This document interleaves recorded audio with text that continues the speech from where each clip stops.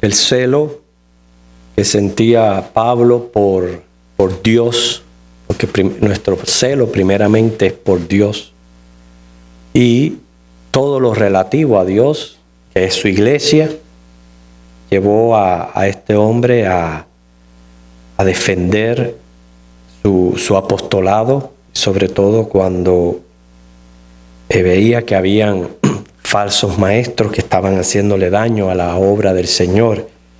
Y siempre repito esto porque es prácticamente la esencia de estos capítulos, últimos capítulos de Segunda de Corintios, pero siempre en la palabra encontramos materia para poder llevarlo a estudio y aplicarlo a nuestra vida. Pensando en el tema de hoy, me viene a la mente, ¿verdad?, cómo es obvio que la situación en la tierra se hace cada vez más difícil. Y habría que estar ciego o sordo para decir lo contrario.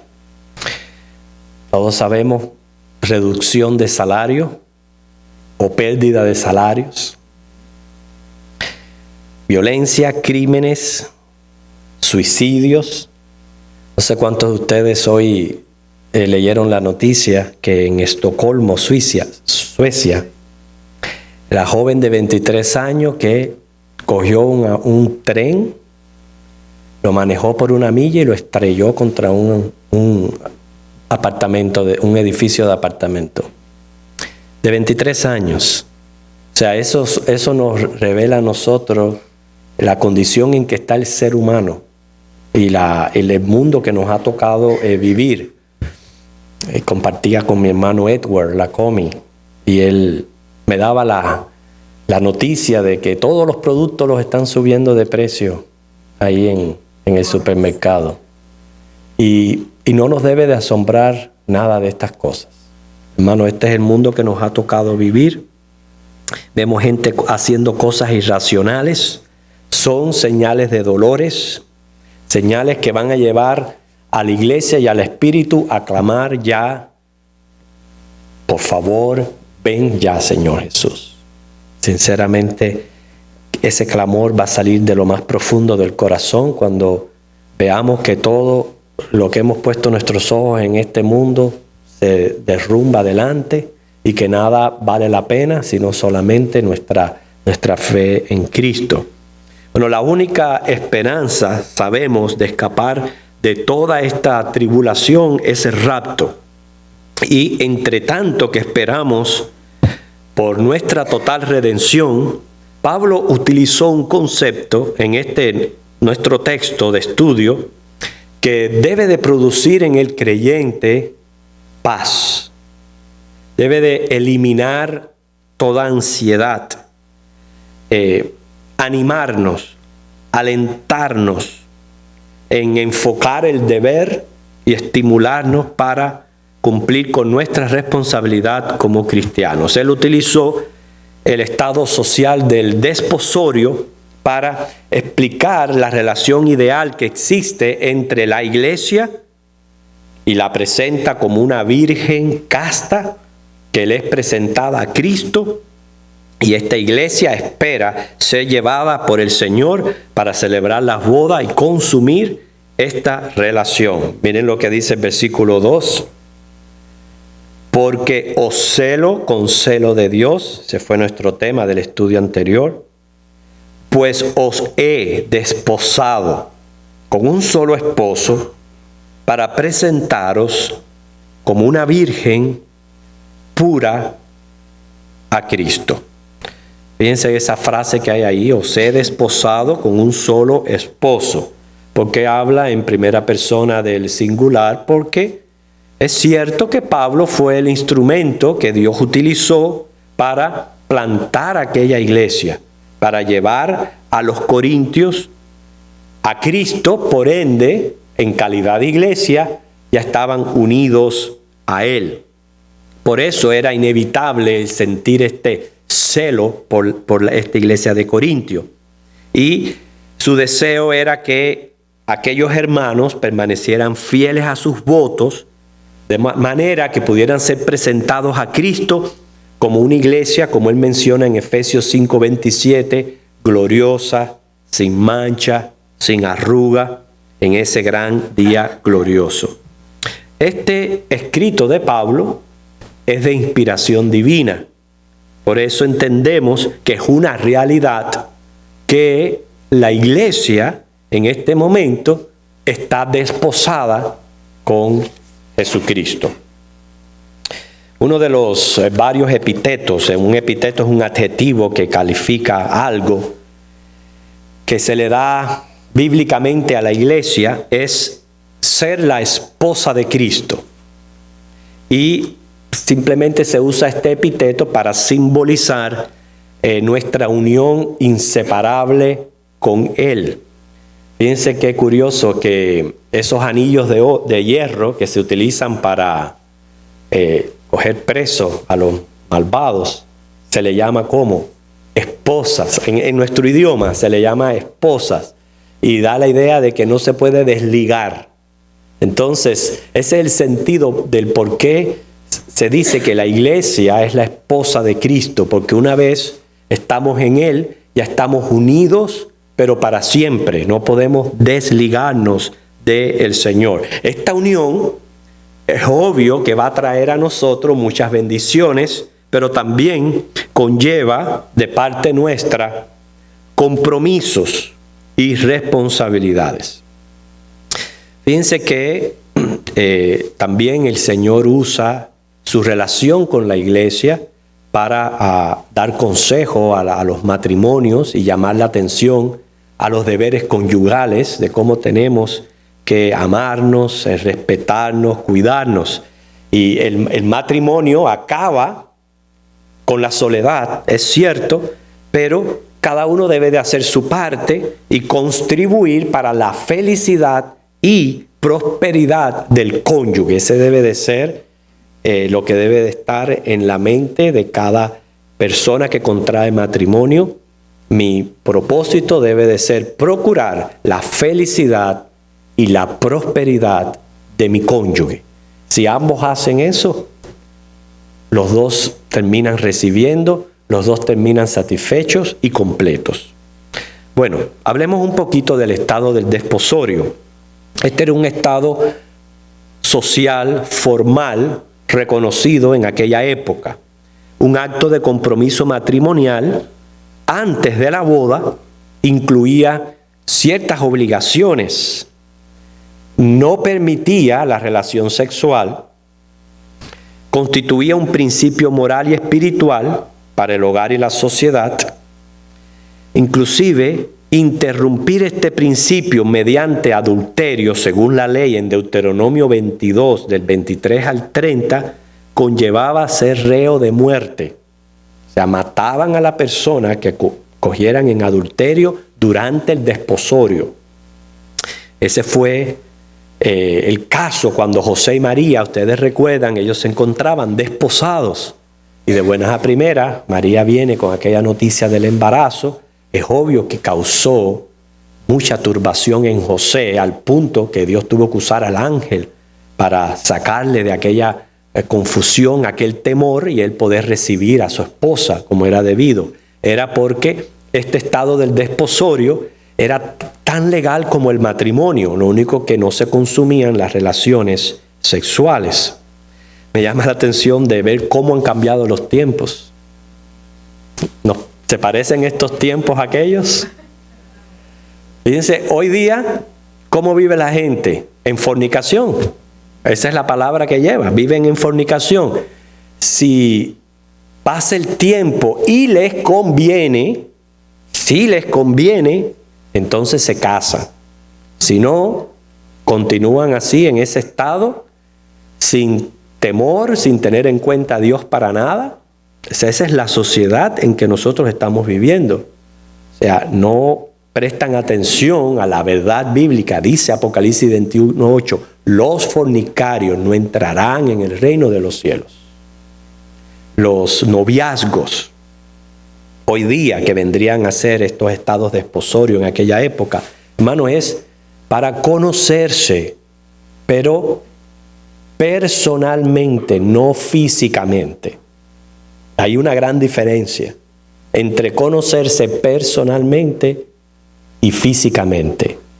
No, lo físico debe de ser para el matrimonio. Este estado del desposorio tenía un proceso. Por ejemplo, la primera fase era formalizar la relación. En aquel entonces, y esto lo podemos comprobar bíblicamente, no necesariamente es el patrón de muchas otras culturas, otros países que hacen las cosas diferentes, pero en aquel entonces, si un joven le gustaba una doncella, lo primero que hacía era que se lo contaba a su padre.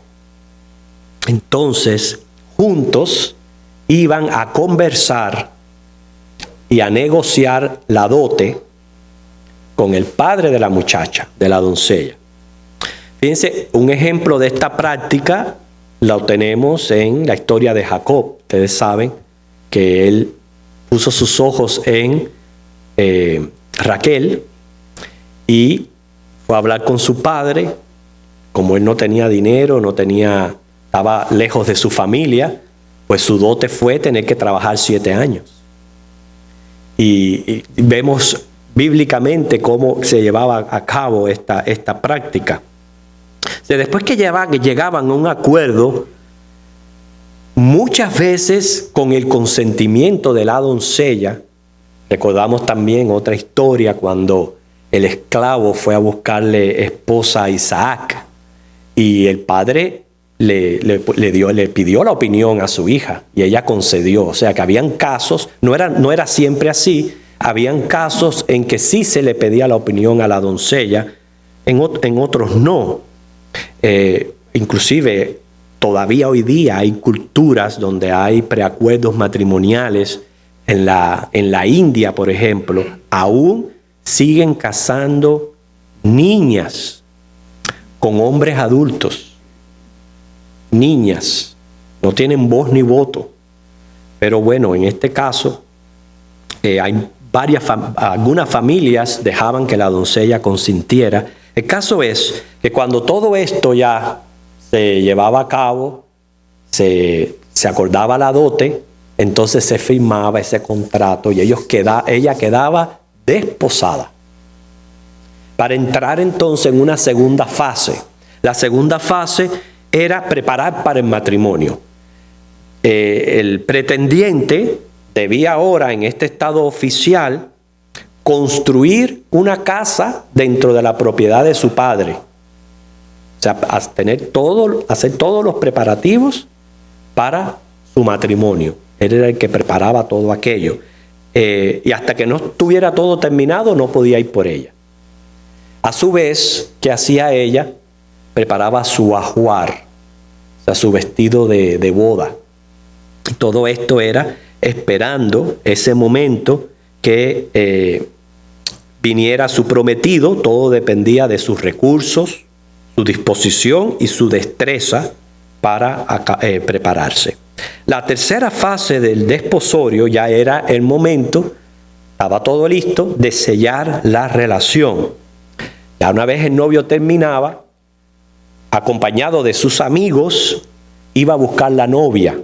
Entonces firmaban el contrato matrimonial y así se iniciaban las fiestas de boda. Ese sello se llevaba a cabo bajo juramento ante Dios. Un ejemplo, Proverbios 2:17. Es prácticamente algo parecido a lo que hoy día se hace en las cortes, de que uno va y saca su licencia de matrimonio y luego pues hace la ceremonia en la iglesia o celebra las bodas, etc. Pero había un paso jurídico oficial para llevar a cabo. La cuarta fase ya era el día de la boda. La novia se preparaba, se revestía de ropas blancas adornadas de bordados, se cubría de joyas. Esto se ve mucho en estos países, en la India sobre todo. Ver una preparación de una boda india es precioso. Las telas, las joyas que usan para preparar a la novia la ponen verdaderamente muy bonita. Le ceñían en la cintura un cinturón nupcial y entonces ella velaba esperando al novio. El novio también se ataviaba de sus mejores ropas, se ponía una corona en la cabeza. De todos estos datos, hay sus versículos bíblicos que hacen referencia a esto. Entonces salía de su casa con sus amigos para dirigirse a casa de la novia al son de música, canciones, y si esto ocurría de noche, entonces portaban las lámparas para guiarse en el camino. Una vez llegaban, los padres confiaban a la joven con sus bendiciones, los amigos daban regalos, y entonces el casado invitaba a su casa o a la casa del padre para las fiestas de boda, y por el camino iban danzando, cantando, etc. Allí se servía un banquete. Todo esto estaban encargados los padres de la novia para que lo prepararan. Eso es lo que ha seguido por tradición, que son los padres de la novia los que tienen que financiar todo lo que es el proceso de boda. En aquel entonces era así. Y al caer la noche, acompañaban a la novia, los padres, hasta la cámara nupcial. El esposo venía con sus amigos y claro que los dejaban solos, no se iban a quedar ahí. Los dejaban solos. Al día siguiente, pues continuaban las fiestas que duraban 1 o 2 semanas. Recuerden el ejemplo de lo que le pasó a Jacob, que esa noche él con quien estuvo fue con la hermana, con Lea. Al otro día fue que se dio cuenta de que le habían cambiado gato por liebre, como dice. Tuvo que volver de nuevo a firmar otro contrato por Raquel. En fin, es muy distinta las bodas judías y todo ese estado de desposorio a lo que nosotros estamos acostumbrados aquí en nuestra cultura. Seguimos celebrando la boda, debe de ser algo muy significativo y muy importante en la vida de unas personas, sobre todo en las muchachas, donde las doncellas son entregadas a los novios. En fin, es algo que debe de verdaderamente ser celebrado. Pero más bien podemos decir que aquello consistía en 2 fases, o sea, el hecho del novio ir por la novia y ir a sellar el contrato matrimonial, y luego irla a buscar, a llevarla a su casa para reanudar las fiestas. Todo esto es importante saberlo porque existe una de las parábolas, que es la parábola de las 10 vírgenes, que a menudo se confunde mucho pensando que es la iglesia, y no es para nada la iglesia. Hay parábolas, enseñanzas, profecías que son concernientes solamente para Israel, no necesariamente es la iglesia. Y en el caso de la parábola de las 10 vírgenes que menciona Jesús en Mateo 25, del 1 al 13, es una referencia a Israel en los días de la tribulación, entre lo que es el remanente de Israel y el Israel apóstata. Las 5 vírgenes prudentes, las 5 vírgenes insensatas. Tiene que ver con Israel. Pero no es nuestro tema de estudio, no vamos a ir allá, porque no es lo que estamos estudiando, es simplemente una referencia a que sí se están celebrando unas bodas, son las bodas de Cristo con la iglesia, y se invita a Israel, y entonces de Israel los hay prudentes, los hay imprudentes, unos van a la boda, otros se quedan fuera. Esa es la idea general y por eso lo traigo a reducir en este estudio, pero no quiero enfocarme en eso, sino más bien el hecho de que, como les dije anteriormente, esta frase que dice Pablo aquí, os he desposado con un solo esposo, debe de servir para nosotros como iglesia de aliento en medio de estos tiempos en que estamos viviendo. Si cada vez la situación se va a poner más difícil, porque cada día que pasa, cada nuevo año que recibimos, lo que hace es acelerar más las señales y nos acerca más a la venida del Señor, es obvio que las cosas se van a poner difíciles. Entonces tenemos nosotros que ser sobrios y prudentes. Sobrios y prudentes en el sentido de enfocarnos en nuestro deber y responsabilidad como cristianos, y quizás vamos a tener que cambiar un poquito la manera en que nosotros estamos acostumbrados a vivir, y sobre todo en este país, donde estamos acostumbrados a que ya todo lo quiero y lo quiero ahora, y todo tiene que ser cómodo, y todo tiene que ser, y eso nos está afectando mucho económicamente. Hermanos, hay que tomar resoluciones en cuanto a la economía, a lo financiero, en vísperas de la venida del Señor. Pero el aliento que nosotros necesitamos viene por las promesas que tenemos del novio. Fíjense lo que les digo, es muy cierto que desde el principio la iglesia de Cristo ha pasado tiempos muy difíciles. Tiempos muy difíciles. Aquella persona que venga y le diga de que hoy día usted es un hijo de un rey y que nada le va a pasar, le está mintiendo gravemente, le está afectando en su vida espiritual tremendo. Porque miren, me alegro tanto el pasaje que trajo mi hermana hoy en el devocional de Habacuc. No leímos los versículos anteriores, pero él claramente dice ahí, aunque los graneros se acaben, aunque no hayan vacas, aunque no haya esto, aunque no haya lo otro, yo me voy a regocijar en el Señor. Quiere decir que tiempos difíciles, hambrunas y tribulaciones en esta tierra vamos a experimentar. ¿Okay? Este todavía no es el paraíso. Esta todavía no es la Nueva Jerusalén. Esta es una tierra maldita por el pecado y de la cual estamos cosechando consecuencias. Aunque estemos en Cristo, seguros en Él, en nuestra salvación, todavía vamos a cosechar consecuencias, enfrentar enfermedades. Mira lo que está pasando la familia Suárez. Y hoy son ellos, mañana va a ser otro. Y eso es así mientras que estemos en este mundo. La iglesia, a pesar de todas estas cosas, sufrió cruel persecución durante el Imperio Romano, durante los primeros siglos del cristianismo. Luego vino la gran Inquisición de parte de la Iglesia Católica, que fue tremendo. Pero hermanos, cualquier etapa, inclusive la que pudiéramos nosotros pasar, nunca se podrá comparar a la gran tribulación. Nunca. Es más, yo quiero que leamos un pasaje. No está en Apocalipsis, no está en otro lugar. Perdón, está en Isaías 24 y habla bien fuerte de cómo serán esos días de la gran tribulación, para que nosotros, hermanos, apreciemos esta promesa que tenemos del novio. Isaías 24, versículos 17 al 23.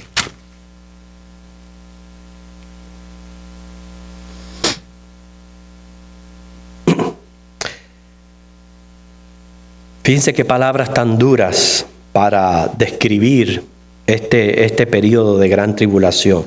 Terror, foso y red sobre ti, oh morador de la tierra. Y acontecerá que el que huyere de la voz del terror caerá en el foso, y el que saliere de en medio del foso será preso en la red. Porque de lo alto se abrirán ventanas, temblarán los cimientos de la tierra, será quebrantada del todo la tierra. Enteramente desmenuzada será la tierra, en gran manera será la tierra conmovida, temblará la tierra como un ebrio, y será removida como una choza, y se agravará sobre ella su pecado, y caerá, y nunca más se levantará. Acontecerá en aquel día que Jehová castigará al ejército de los cielos en lo alto, y a los reyes de la tierra sobre la tierra. Y serán amontonados como se amontona a los encarcelados en mazmorra, y en prisión quedarán encerrados, y serán castigados después de muchos días. La luna se avergonzará, y el sol se confundirá, cuando Jehová de los ejércitos reine en el monte de Sión y en Jerusalén, y delante de sus ancianos sea glorioso. Son palabras tremendas que describen lo que es la gran tribulación. Pero la iglesia que está desposada tiene promesas del novio. Porque el novio promete librar a su iglesia de esta hora de la prueba, Apocalipsis 3:10. Por eso claramente dice Marcos 9:1, perdón, que algunos no gustarán la muerte. Y Lucas 21:36 dice que se puede escapar de estas cosas. Vamos a hacer un análisis comparativo entre, yo tengo un poco de agua aquí, Marta, la botella mía, si pues la puedes alcanzar, que todavía estoy con ese problema del catarro.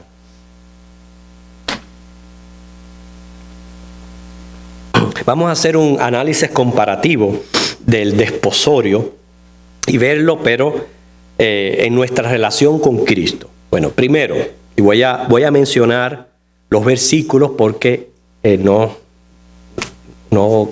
cubriría el tiempo leerlos cada uno de ellos, pero sí pueden anotarlo como referencia. Lo primero que tenemos que decir es que el novio ya pagó la dote. Ustedes saben que pagó con su sangre. Y dice 1 Corintios 6:20 que Él pagó para poseernos. Es la misma idea de cuando el novio paga la dote por su novia, que queda desposada. Así ya Cristo pagó por nosotros.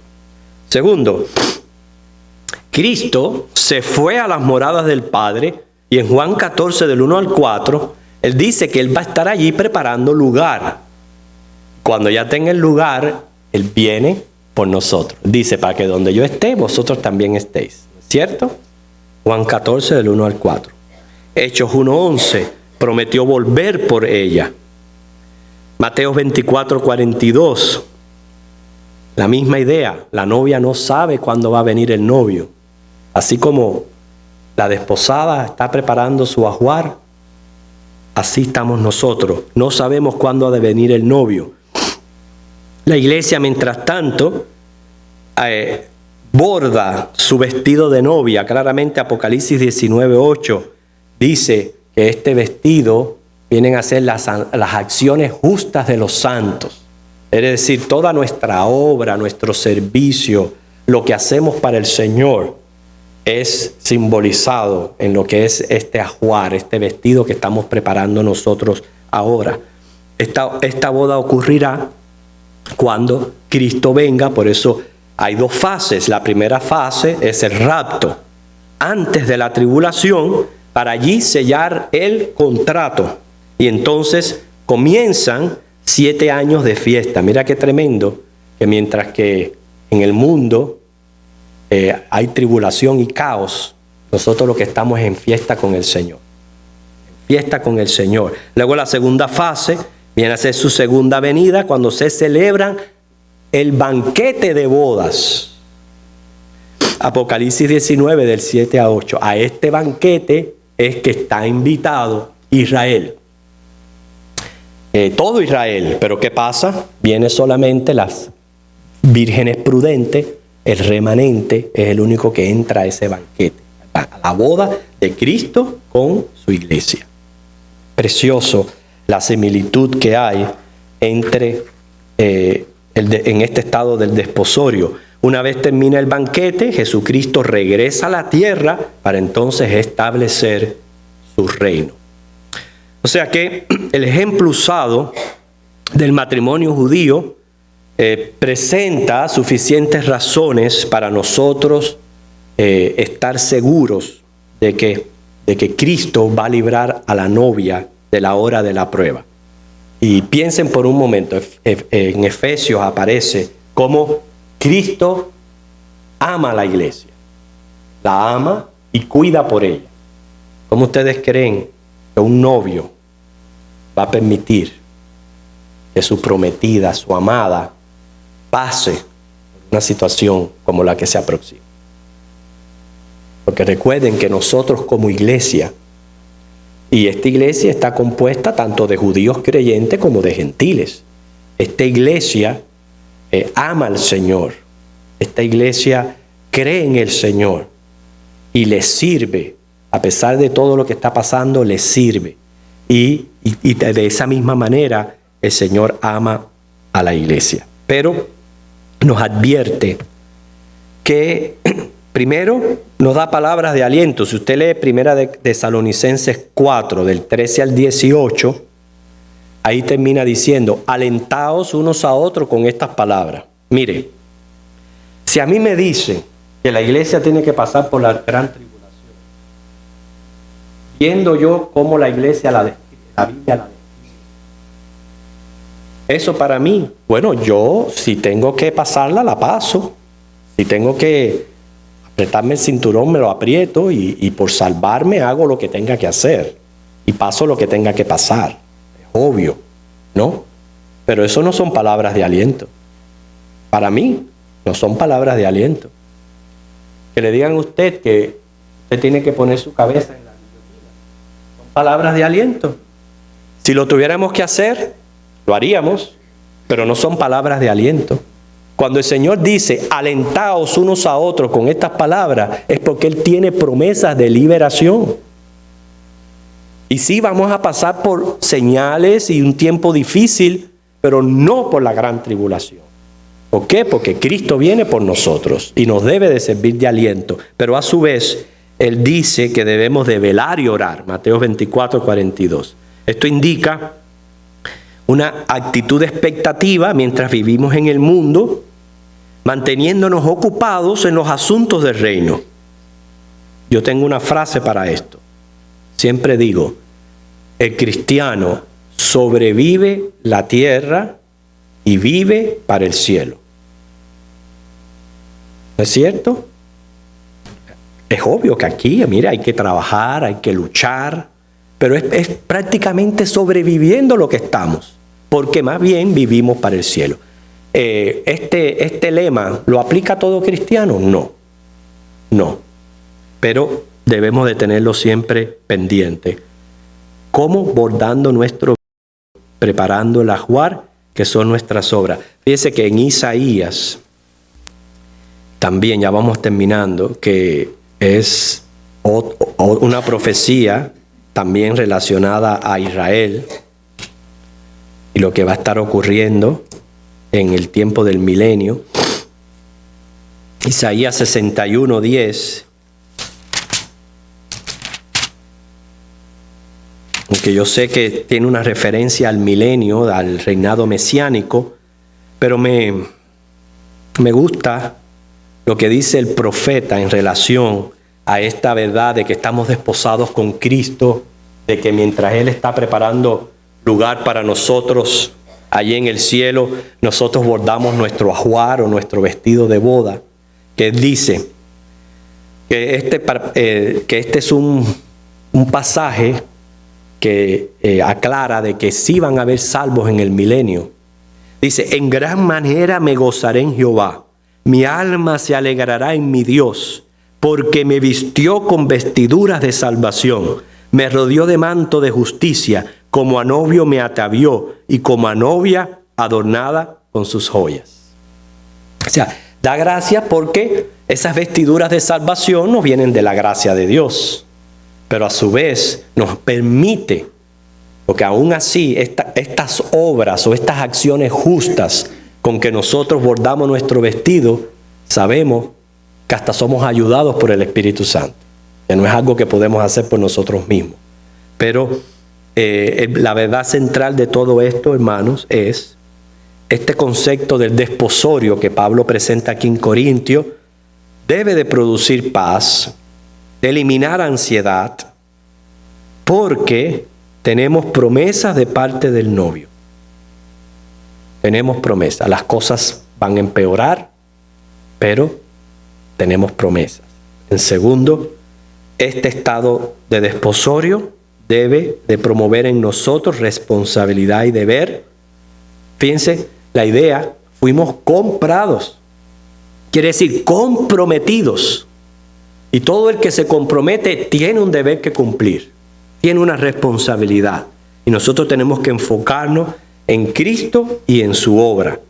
Esta virginidad que menciona Pablo aquí, dice, la presenta como una virgen al Señor. lo que se refiere es, qué interesante, ausencia de ídolos en la iglesia.